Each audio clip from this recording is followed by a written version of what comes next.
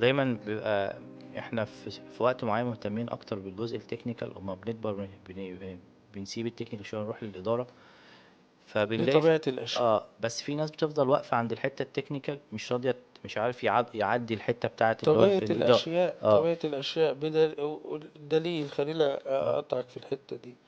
الدليل إنك بتفاجأ مثلا وأنت بتعين في الشركات حد خبرة تكنيكال 35 سنة، وال والأونر بتاع الشركة تكنيكال 10 سنين. اه.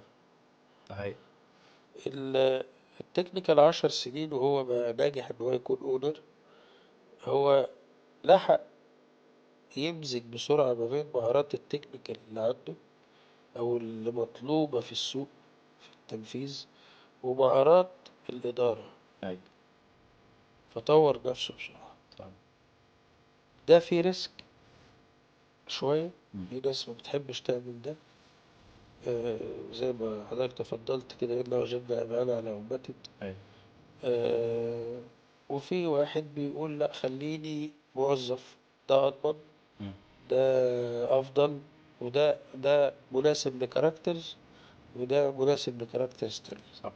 فممكن يبقى عنده خبرة 10 سنين تنفيذ، في منهم 5 سنين ريل مم. تنفيذ، ويبقى عنده من ضمن الهيكل الإداري بتاعه الهيكل التنظيمي مدير المشروعات خبرة 35 35 سنة، ايوه. وفي الآخر بيقبض المرتب آه، من هنا، من ايوه.